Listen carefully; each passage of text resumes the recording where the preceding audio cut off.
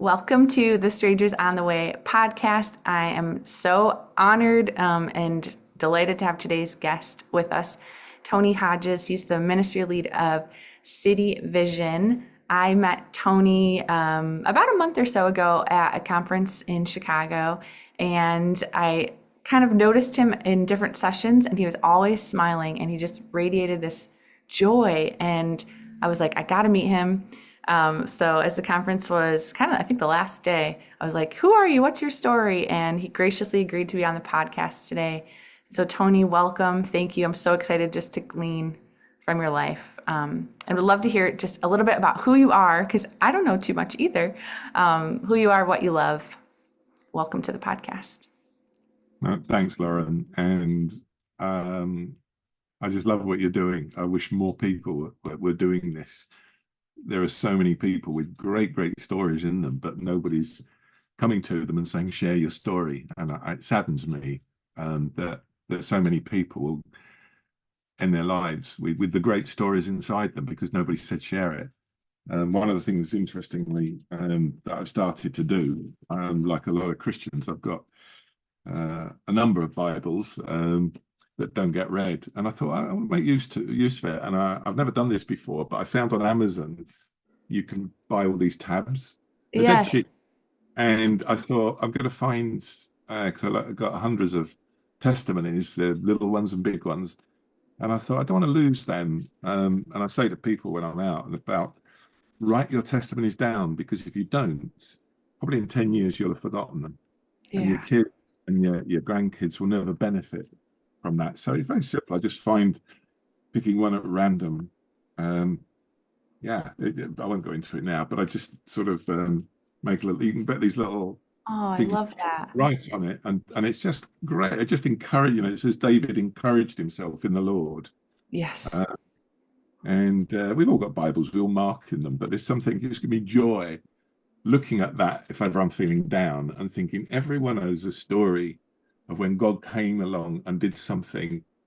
And what I find is that what was so small at the time, when you look back on it 20 years later, that was actually huge. The depth, what God was saying, and I missed most of it then. So I'm so glad. So I just encourage anybody who's, Yes. and I always say that wherever I go, is write your testimonies down. Write your Yeah. testimonies. I I love got that shot. they're in the Bible too. It's just Yeah, like all yeah. in one. It's your words and the word. That's awesome. Just wherever you. Yeah, I've got my glass on. Never mind. Yeah, so that's something. So a little Yes. bit about, right, okay. Obviously English. Yes. In Yorkshire, the very poor joke about those of us who live in England is that Yorkshire is our largest county. So um, my very poor joke is that Yorkshire is England's equivalent of Texas, which people look and go, well, why did he say that? But the joke about living here is that phone calls to heaven are really cheap, because the people who live here say it's a local call. So Mm. anyway, That's I'm basically I'm in the very towards the very end of my life now. I'm 4 years, 3.5 years off 80, and I am a grandparent. I'm married to Vivian. We've been married 40 years. And God called me into business after I got converted. I expected to go the way of Bible school and then that kind of ministry, and God very definitely pushed me into business. And it was been a rock and roll ride for all those years. And when we talk about God's timing being perfect, the business had grown to quite a reasonable size.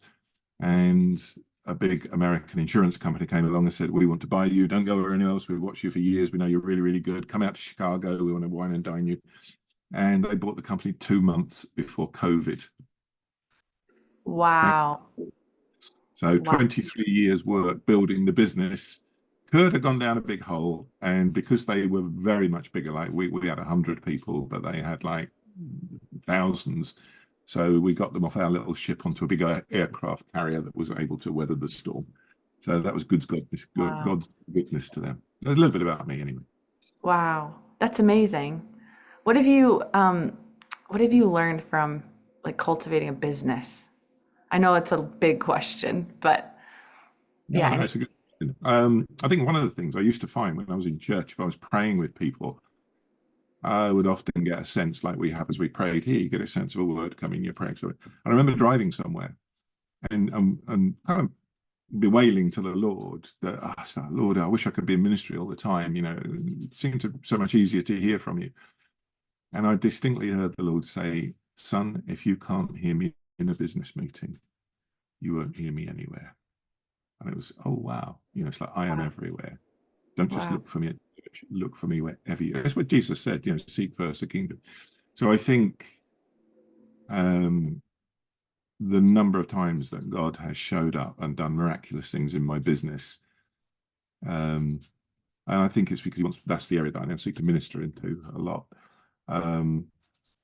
It's the discovery that business is a really meaningful place that God loves to work in. And I do find it instructive that of all the places the father could have placed the son, in a farming family, as a fisherman, in the palace, he actually put him in a business family. Now, that isn't to elevate business, but business is a fantastic place to give you a bigger vision of the world and the way the world works. And the early church, of course, a lot of them were from business. And I think one of the sadnesses of the day in which we live is that so many, certainly in England and theological colleges and so on, it's almost like let's separate it as far as we can from business. And then when people are in the pulpit or ministering, they don't have a real understanding of the pressures of everyday life that most of the people in the and they're not able, out of that life experience, to be able to preach things that connect. And hence, a lot of people I know find it hard to go to church because they actually don't hear a relevance to the world they're in. It's like a different world. And one of the first big things that happened to me, I was at a prayer meeting. I hadn't been a Christian that long. I was just started to become aware that God moves and speaks. And the guy that was leading the meeting came up to me and he said, God's given me a word for you. I said, oh, that's interesting. I said, what's that? And at that time, I was in a small company, about 6 people, and we made business-to-business videos. And he said, God says he's going to give you a large order. Well, as soon as he said that, I didn't know my Bible that well, but I knew that wasn't in the Bible. God has said he's going to give you a large order. Half of it will be print. It's like, this is really specific. And we Wow. don't print. And you'll get paid in stage payments. Wow. What on earth do I do with that? And he said, you don't do anything. I believe it's of God. It'll come to pass. I said, do I fast? Do I pray? He said, no. He said, just watch God work, kind of thing. Wow. So I went the following morning. My boss knew I was a Christian. I said, Mike, have we got a large order coming in, half of which will be print, and it'll be in stage payments? And I could see by the look on his face, he saw the word idiot written above my head. He said, Tony, who's the sales director? I said, I am. He said, have we? And feeling rather foolish, I should have said yes, of course, because God has spoken. I said, no. And he just walked off in disgust. 3 months later, when we were coming back from a very, very big engineering company, 3,000 employees, about 30 miles from here, with an order 100 times the size of anything we'd got before. And they'd said, besides making all our industrial videos, we want you to print all our industrial brochures. And because it's a large order, we want to make it in stage payments. So I'm sitting in the back of the car thinking, last time I raised it, he thought I was an idiot. Lord, I don't know how to raise this with him. And just as I said that, he turned around and said, Tony, what's that really stupid question that you asked me 3 months ago? And I would say, Mike, God has given this way. And I won't go into it now, but that job kind of shifted the trajectory of my career. So, and I could give you other stories. I know God knows all about business, all about it. Yes. Oh, wow. I love that. I just met a woman last week and she said, God is the best CEO. And she actually has business meetings with him every week. And I was like, obviously she has her time with him, but I was like, oh, that's such a creative way to, I love that. yeah, to live life too.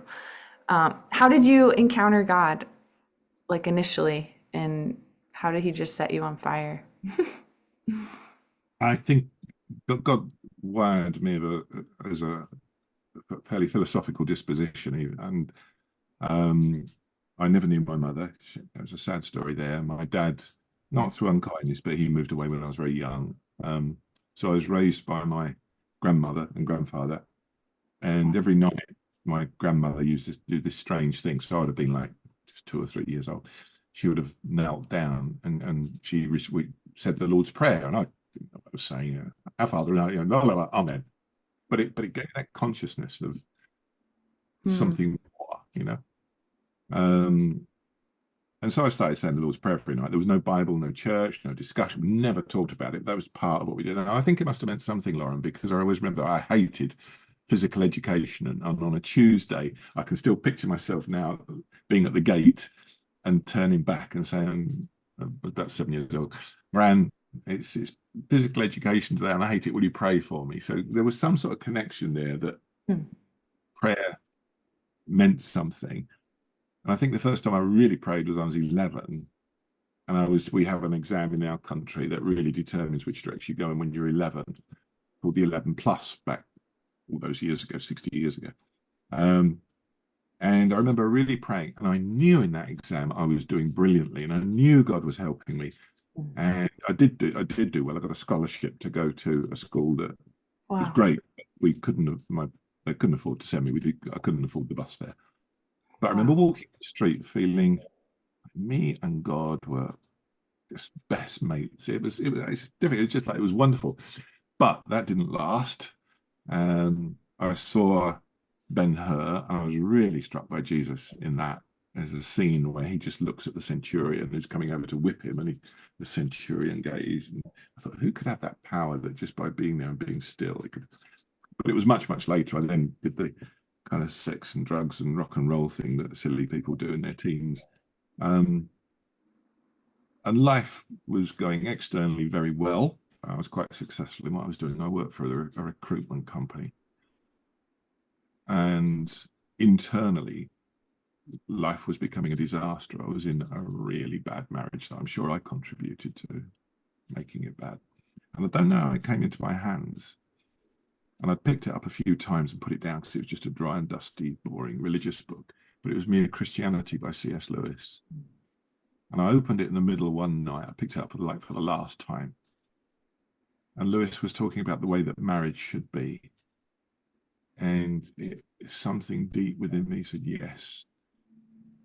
And rather like the woman who reached out and touched Jesus, I just said within myself, this is what I've been looking for. I believe this. And in that moment, all the stress, it was just revelation. There's no other word. And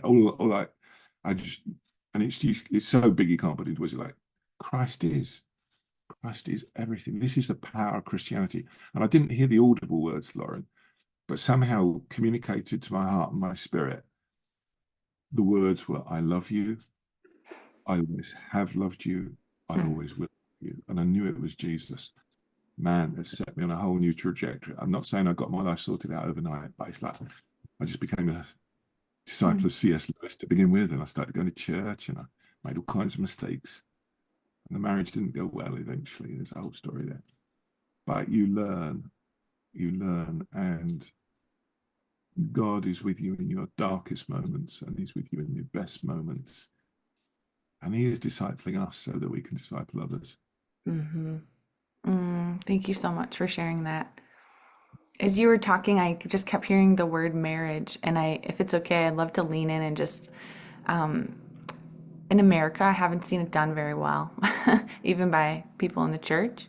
And any like wisdom that you'd give, there's a lot of younger listeners that listen to this podcast. Oh, right. You Yeah. want a list of we spend the next hour, I'll tell you about 100 mistakes. Oh man. I mean, gosh, where do you even start? I am, I'd never seen a happy marriage. And my first marriage was just a walking disaster. And I'm sure I contributed a lot to that. And God showed me to pray for a wife. And He showed me to be very specific And I was at a Bible study, and I love America and Americans, but probably the American that was leading it this night wasn't his most sensitive. And he kind of, tonight we're going to look at St. Paul's attitude to the submission of women. And there was this Mm. lady in bright red tights sitting opposite, and halfway through the evening, she slammed her Bible shut and said, "What a load of rubbish." And I thought, oh, stay away from that one. So we've been married for 40 years, right? But boy, is that I heard a wonderful. Sometimes you don't have to hear the sermon; you just have to hear the title, and it tells you everything. It's like books; you don't have to read the book. It's such a brilliant book title. And somebody told me about a sermon once that they'd heard. Again, it was an American friend. Sister Hammer and brother, Sister Saw and Brother Hammer, and it's like you don't know, you just know what that's all about. And we have chipped away at each other, but I love her. I wanted, she loves me. I had discerned by this time, which I'm now about 33. Occasionally you meet these people, they're just wise. They just get it. They just get life. And it was like, God, number one, somebody loves you. Number two, would you give me one of those wise people that are out there who just get life? And he gave me one of those hospital. Anyway, so going back to your question, our marriage, one of the most useful things I think I can say is our marriage of 40 years was an all-time low about 20 years ago, about 2005. Vivian had gone to Uganda with a church. God was in the process of healing a lot of things inside me, a lot of junk from the past, a lot of rejection. And she was there, and I did an arrangement to talk with a Christian financial advisor, and he said, I've rung up to talk to you. I just only want to talk about your and Vivian's financial future. And it just, out of the overflow of my heart, I just said, there may not be a future. And he said, why? And I told him, and all this pain came out. And sometimes you hear God just speak through people. You hear the words, but you know inside those words, God is actually speaking.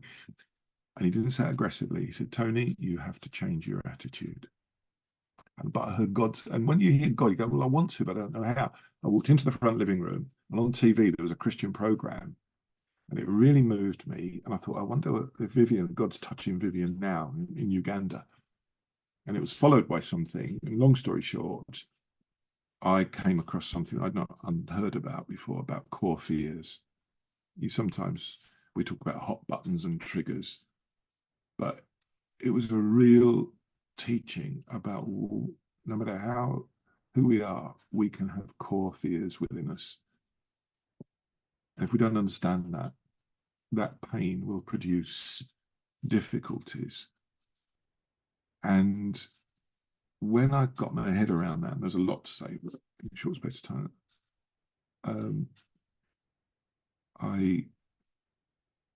when Vivian would say something and I would react, I didn't realize that her core need was security. And when let's do this, let's go and open an office in America, let's go an office in Australia, let's go and do this, she would react very strongly. And once I saw that and understood that I was really touching this point of, I was making her feel insecure. And so she was reacting to, once I said that, I thought, well, I'm actually hurting the girl I love. And it totally changed.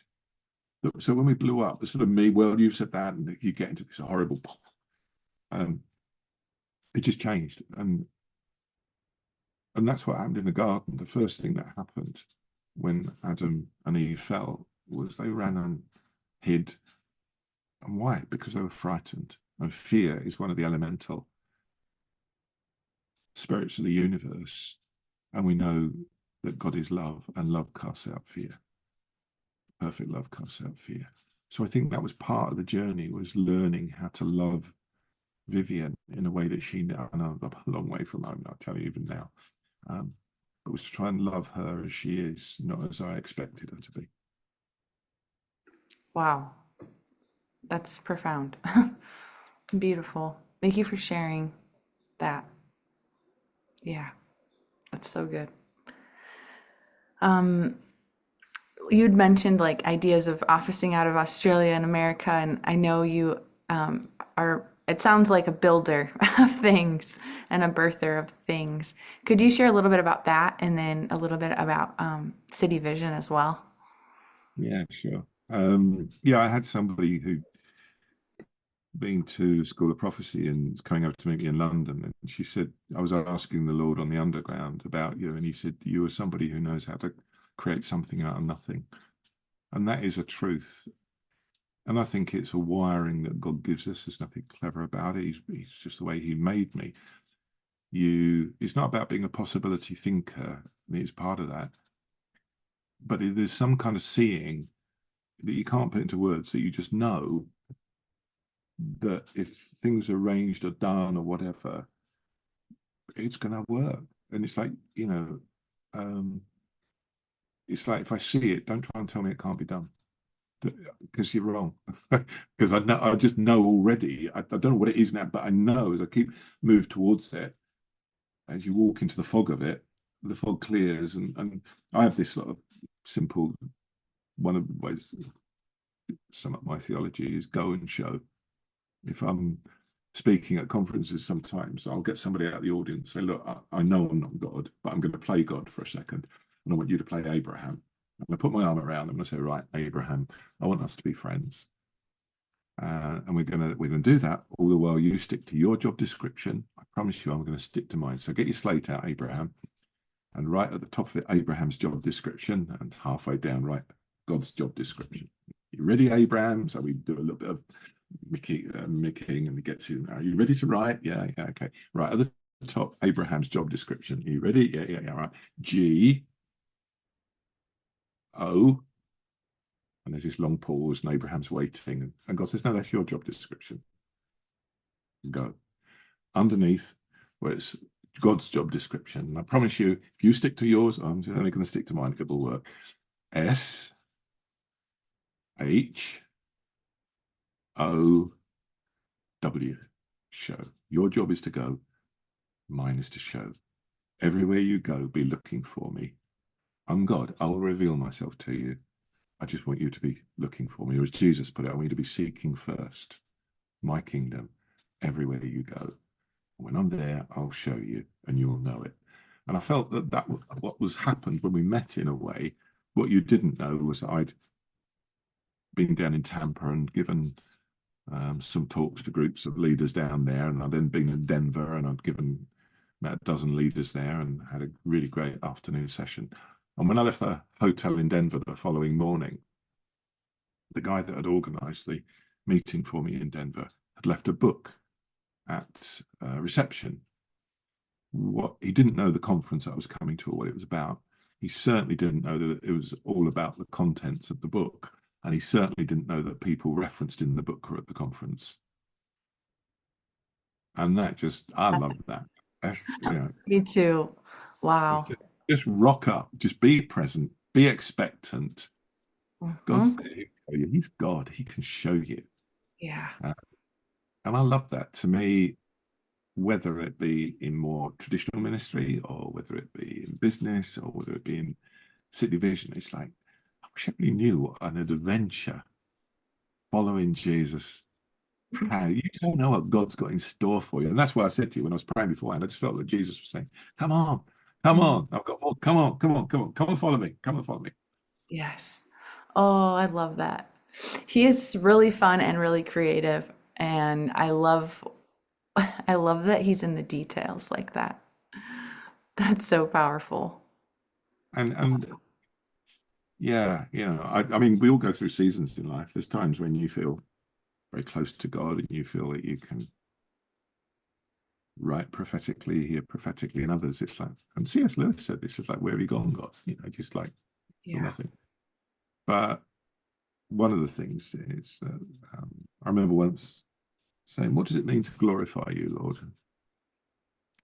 And a day or two later, I was driving through the country and there was a field of long grass and it was billowing in the wind. And I knew and it was like God said, look at that. And I knew what he was saying, which was in the way that you can't see the wind,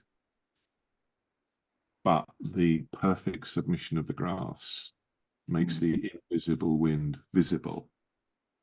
that when we flow in his spirit and we are perfectly obedient to the promptings and the flow of his spirit, we make him visible and we Hmm. glorify. And that was many years ago, but it stayed with me. I love that so much. That's, yeah, that's beautiful. I love to make things practical for people. And so, how have you cultivated hearing the voice of God, following the prompts? I know, I do believe He makes us all uniquely, so He does speak to us uniquely. But what does that look like in your life? I love to give people just Yeah. handles. I think for the first 10 years of my life, I mean, as I say, I'm 76 now, and I became a Christian when I was 28. So that's 48 years I've been a Christian. But for about the first 10 years, it was through books. Um, I there was the odd vision. I remember driving back from work one night, and the old Windows screensaver many years ago was like a rolling chrome block that rolled through space. And I was just driving down, there's an open-eyed vision, and I saw three words and they were moving and I could see them. And it was like, what's that? And it was three words and they formed into a sentence. And I thought, I wonder if there's a book by that title. And I went to the local bookstore and I'm scanning down and there was a book by that. And God really spoke to me through that, which was about seeing through the storm, not seeing the storm, seeing through the storm Wow. to the power behind the storm and understanding we have the authority to speak through the storm to the source. And that's the way it works. We have authority in the spirit. So hearing the voice of God, seeing God's hand occasionally through visions and dreams, but relatively rare, I'd say. But to answer your question, I think this is the way it's supposed to be. It's through trial and error.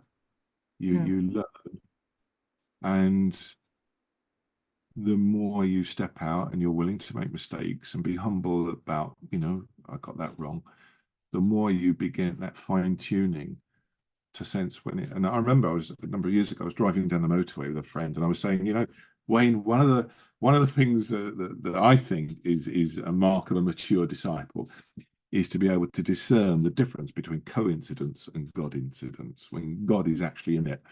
I started banging the steering wheel. I said, Wayne, it's absolutely central. Look out the window. And he looked out the window. And we were passing this taxi, and the side of the taxi was Central Taxi. So it was like, on those holy oars for about an hour, a mile down the road.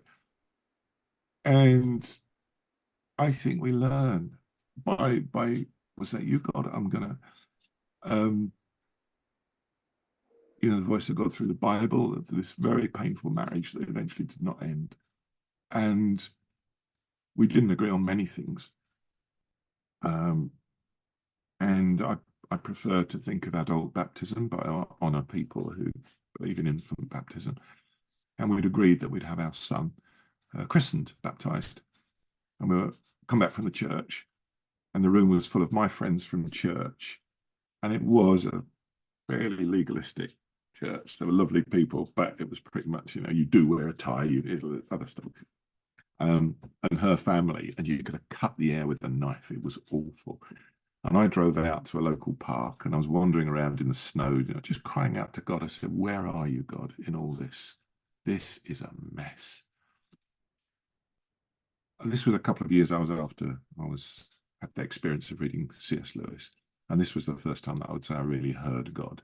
As I put my hand on the door handle to get in the car, I was very conscious of quite a strong thought in my mind of the words, "I know." And I kind of, why am I thinking that? I know what? Anyway, I shrugged it off, got in the car and thought, I'll do my daily Bible reading. And I opened it. And of course, what was it? It was, "I know." And it was a passage from Job. So you've got to picture the scene. I am a couple of miles from home. My friends and my family are back at my house.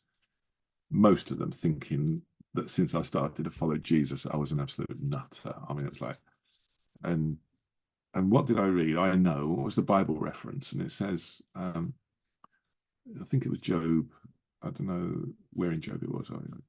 Um, my breath is strange to my wife. My familiar friends have turned their back on me, young children, and it went on and about. And I realized Jesus was saying, "I know what it's like to be rejected. It wasn't so this is all going to be all right. It's all going to be daisies and happy. I just know you, in some way, I think he was saying, you have entered into the suffering with me and I identify. And this is part of living my life and my living my life out in you. And you need to know that. But I do know, and later on in your life, you're going to come to a place when the words I know have more depth for you. You'll realize who it is who's saying this and just what that means. And I think sometimes we are quite trite, a little bit shallow with fantastic things that Jesus said, like, I know how many hairs there are on Lauren's head, to the exact number. When you start to think about that and you think, hold on, there's how many billions of people on the planet, and you think how many people have ever lived and how many people will live, and he knows all those hairs. This is just incredible. This God that we serve is amazing. So that was a little bit about hearing the Lord, Yeah, spirit, hearing him through scripture, hearing through vision. So I think there's different ways that he does it. it's beautiful. Could we touch on the suffering? Do you think that's a part of the story on purpose for us to experience? I do. I don't think Jesus would have said, pick up this instrument of death and have it in your life. Pick up your cross and follow me. And it's this whole issue, isn't it? That, yeah, Lord, lead us not into temptation and deliver us from evil. But if we think we're going to live a life, especially following him, without suffering, we're fooling ourselves. It's how do we have the intimate relationship with him, where we learn through the suffering, we find how to avoid suffering. In Proverbs 16, it says, the wise man sees trouble coming and plans to avoid it. Doesn't always have to be suffering. It's the shaping of our character. I don't say it, well, nobody will ever know who she is, so it doesn't matter. But there was a point during that bad marriage when we'd argued about anything. So now I became a Christian, we argued about Jesus. And there was one night when she had a knife at my throat and said, say Jesus again, and the knife goes in. And I had a real peace about it. She said, oh, you're not worth it. And she threw the knife down. Wow. And the pain of seeing two beautiful children taken away. One was 7 months, the other was 5 years, but then 3 years, but then seeing how God worked through all that and the lessons you learn. It's the teachable spirit, it's the humility, it's the willingness to believe that God is in this and is wanting you to understand that and learn from him. Well, I'm talking a lot about a bad marriage when I've had a great marriage for 40 years, but part of what happened there, Lauren, was I'd only been a Christian a couple of years, and we went out one Sunday night to visit two friends who had two boys about the same age as Matt was. This was just before Jackie was born. And we were sitting there and I was bleeding inside. I really was. This is so painful. This hurts so much. God, where are you in this? And in the corner of my eye, Matt, who at this point was about 3, he's up the end of the room playing with their two little boys about the same age. He got up, he toddled up the room, he came to the coffee table in front of us, he lifted the Sunday newspaper, he pulled out a book, children's book, put it on my lap, and toddled back and sat down. I was like, that's weird. And I picked up this children's book, and it was The Life of Jesus. And it's like, I'm with you. When will you learn? I am with you. So it didn't suddenly heal the marriage. It didn't all work brilliantly, and there was a lot of pain and that. As I say, I'm sure that I contributed a lot to it. But learning, what is the covenant? We're a covenant people. And if you know your theology, covenant is God saying, I will be your God. You are my people, and I will dwell in the midst of you.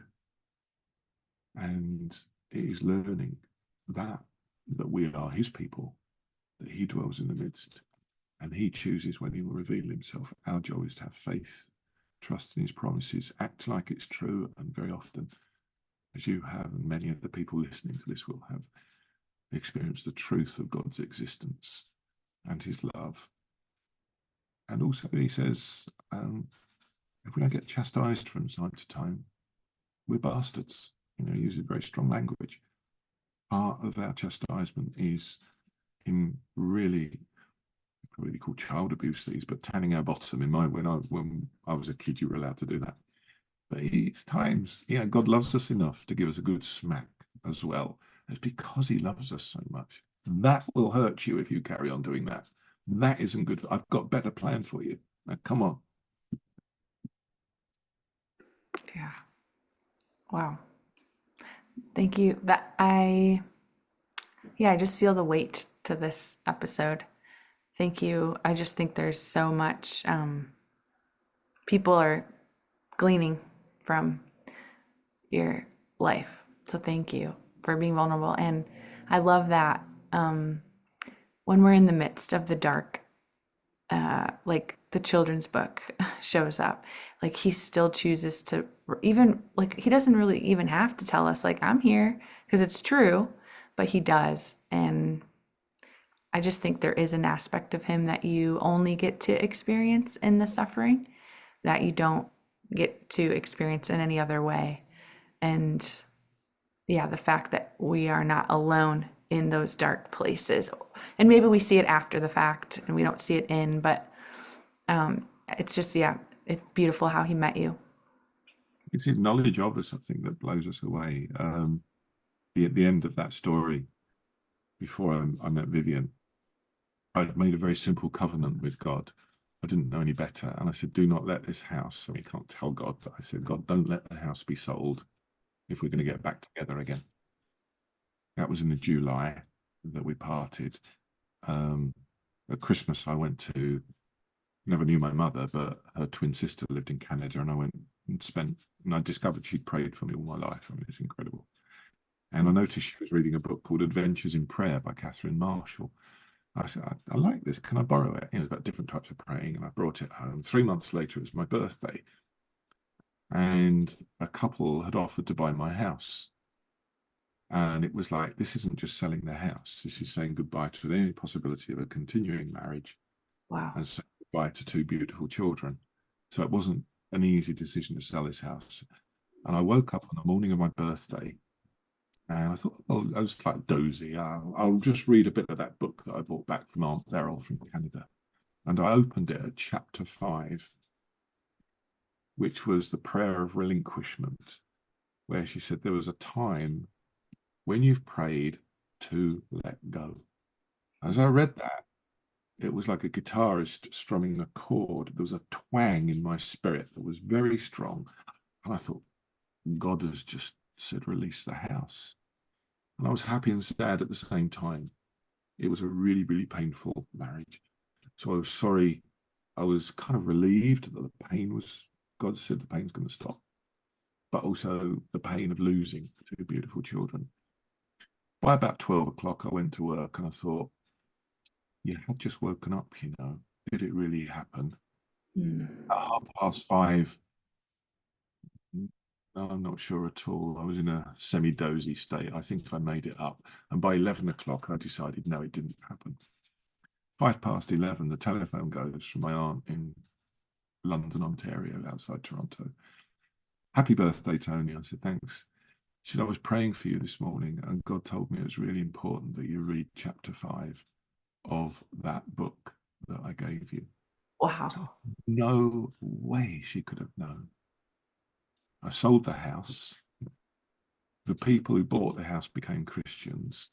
I'd been praying for an on-fire brother, a brother who was on fire for Jesus. I've been praying for Christian kids to be around because the court had given me the kids 1 day a week. And I've been praying for a Christian mother to be around because I wanted them to get some sense of the warmth.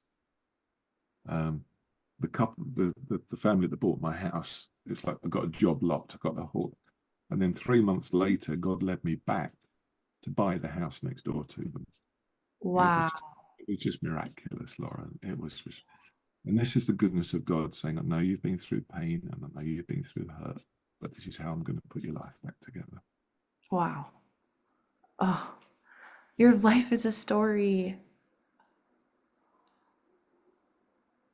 Yeah, it's beautiful.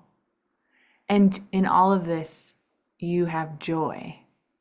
Like that's what I was captivated by as I was watching you in the sessions. I was like, you're just like smiling at everyone. Really, I could tell you were championing the people speaking. And so where does that come from? I don't think we realize what a big thing joy is. The scripture says it was Jesus endured the cross, despising the shame, the joy that there was going to be. Joy is the biggest motivating force. We think it's love, but it was Jesus's love that took it. But what joy is such a big thing. And in John 15, Jesus says, "These things have I spoken unto you, that my joy might be in you, and that your joy might remain." So he says, I've just told you all these things so that you'll know joy. And we know the scripture says the joy of the Lord is our strength. So it must come from God. I'm not wishing to, I hope not, appear falsely humble, but it comes from a very broken guy who's might look fine on the outside, but has lived a lot of his life with a broken heart. And God uses all this. And where does it come from? The goodness of God. It can't come from any other place. Yeah. Wow.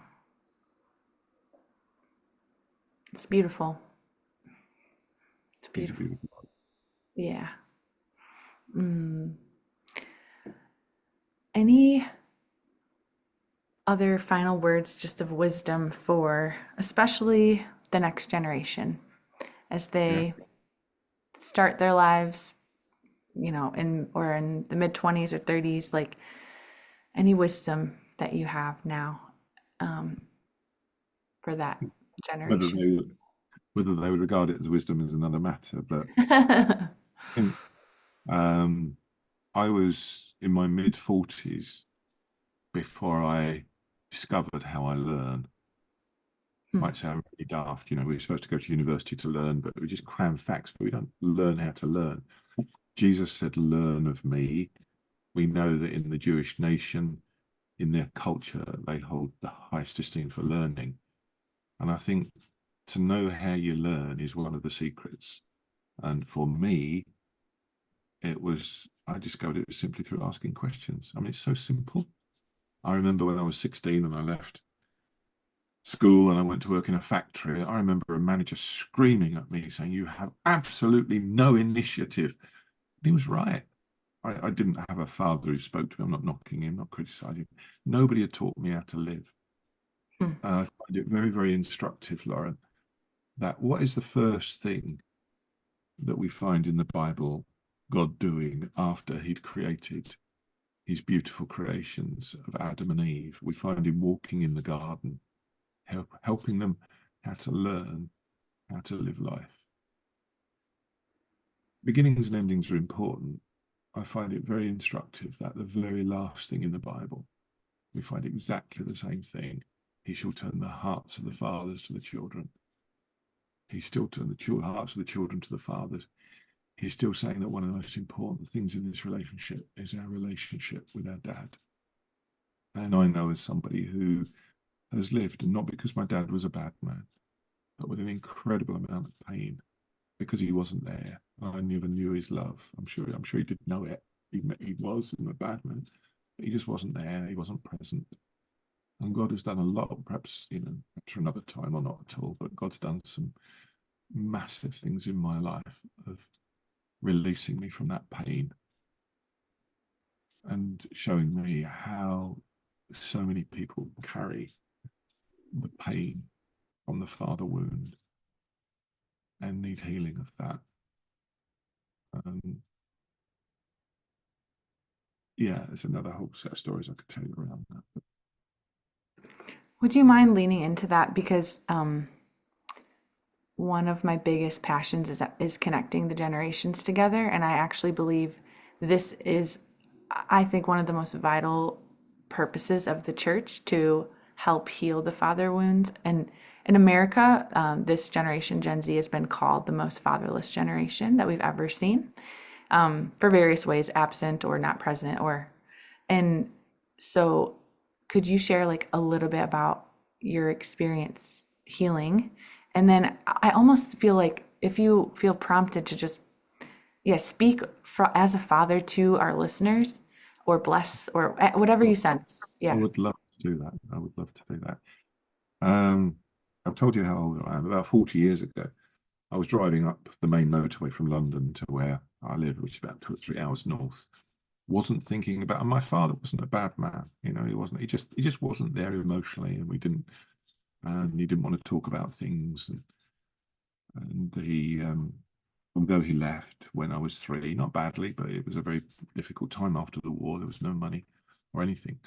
And he remarried when I was 8, and I went to live with him and his new wife when I was 12. And she came, there's always food and clothing, but it was an emotional fridge. There was no, and I say this not to try and provoke a sense of, oh, poor me.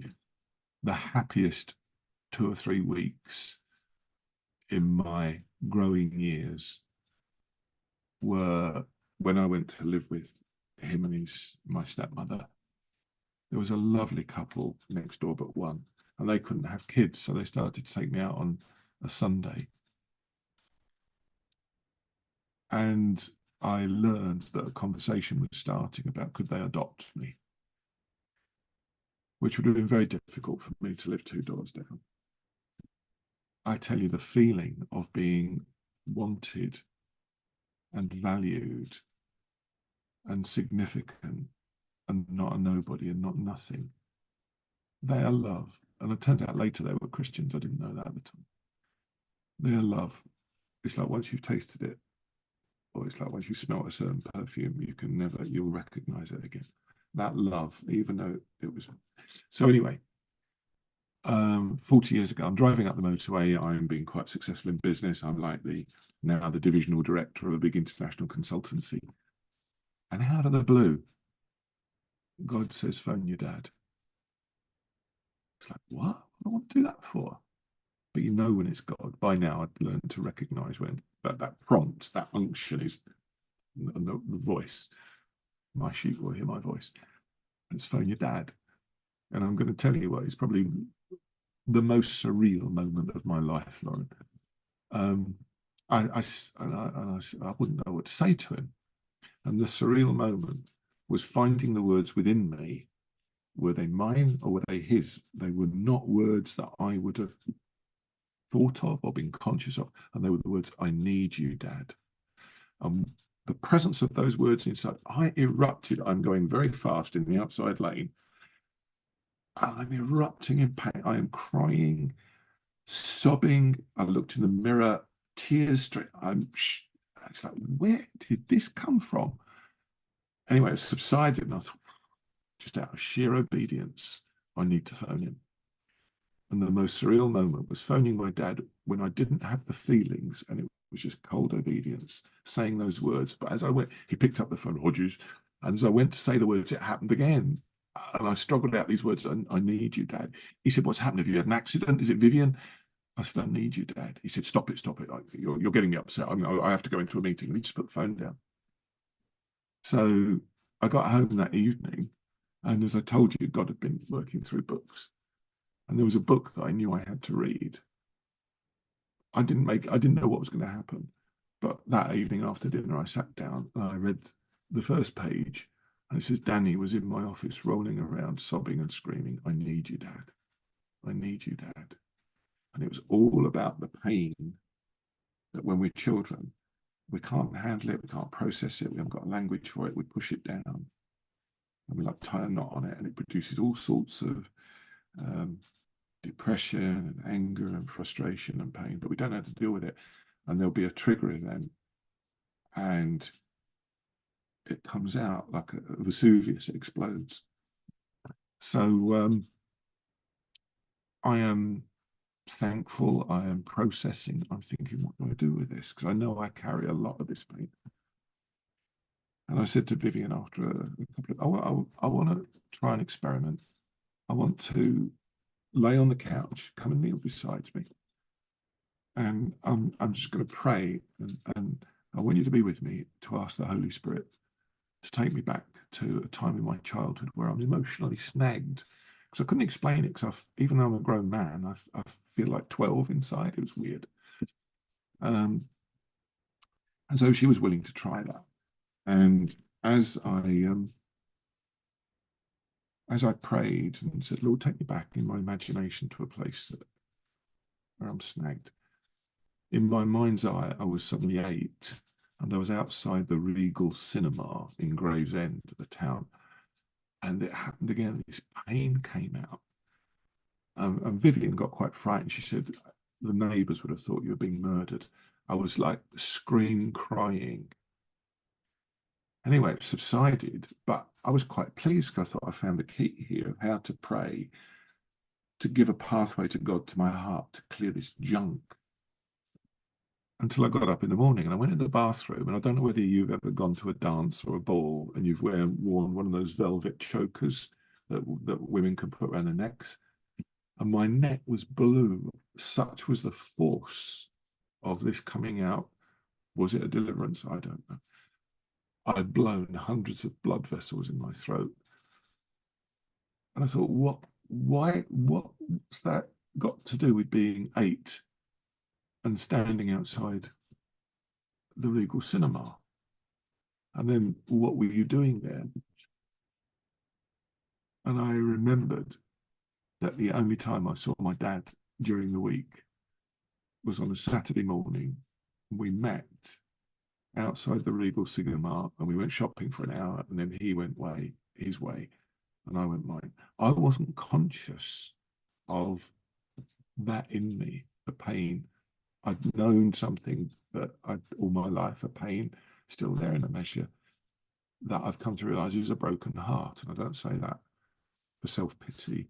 Jesus said he came to heal the broken-hearted. And I've lived most of my life with a broken heart that gently God is healing. I am 76. I was 69, so we're only talking 5 or 6 years ago.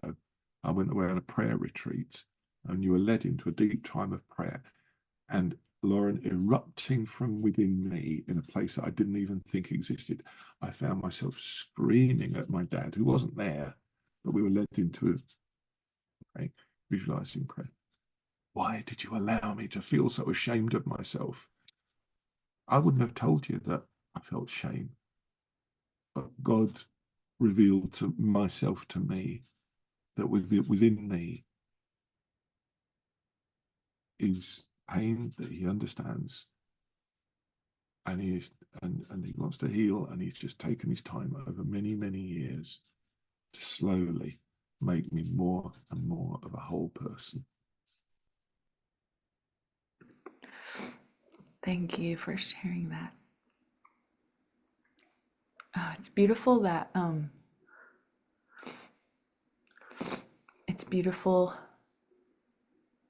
it's like he does it our whole lives.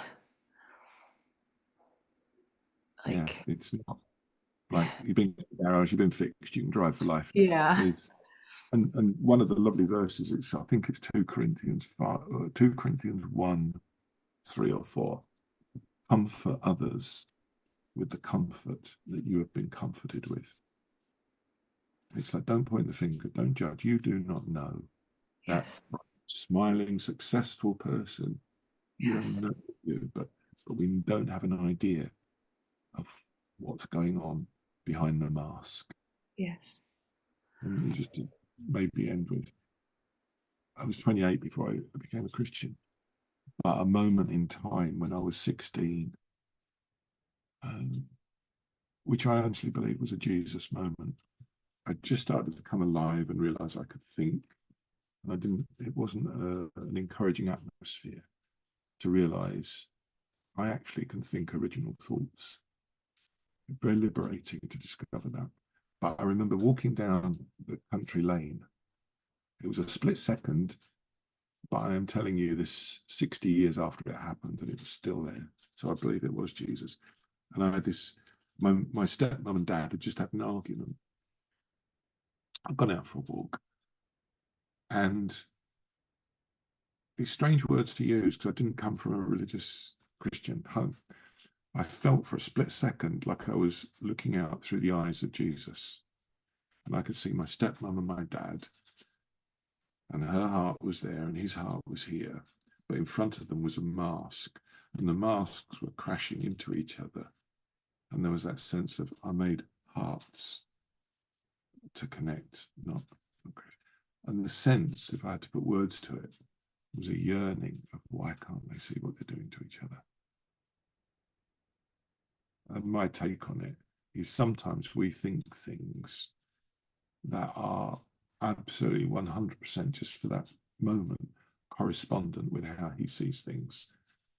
So is it us? Is it him? It's a witness.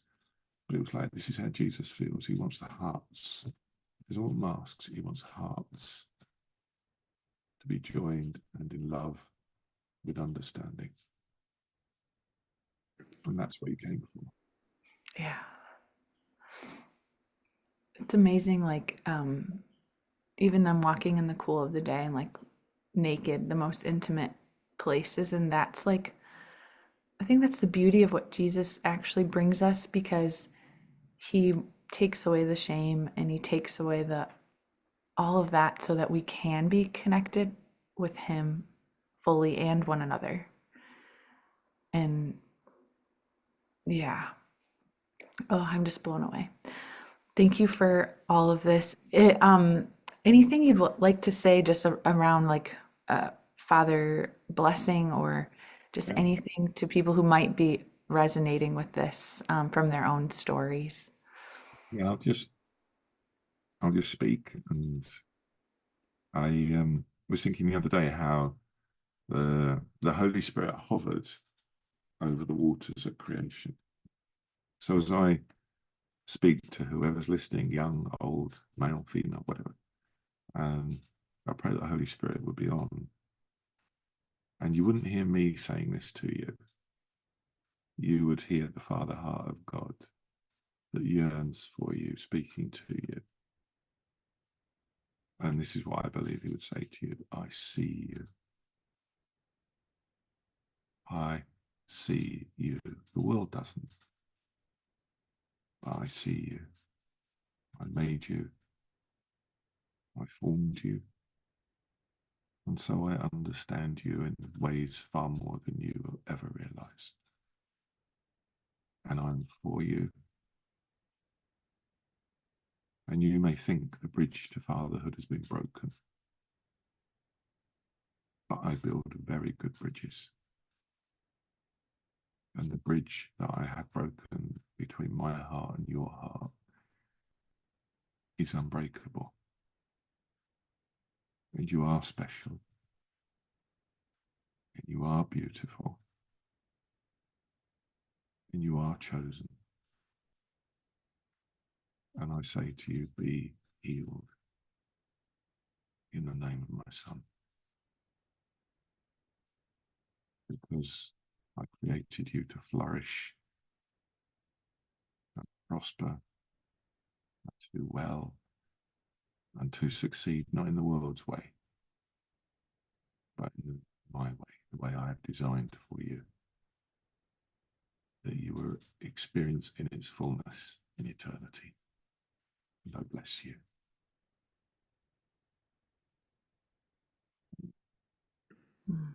Amen. Tony, thank you so much. This has been rich in many, many ways. Thank you for who you are. Thank you for the wonderful opportunity, Lauren, whether it's to speak just to you and one other person or many. I don't know. Yeah. It's every single person is special and important. Yes. Amen. Thank you so much, Tony. And bless you in your ministry as well. I love what you're doing.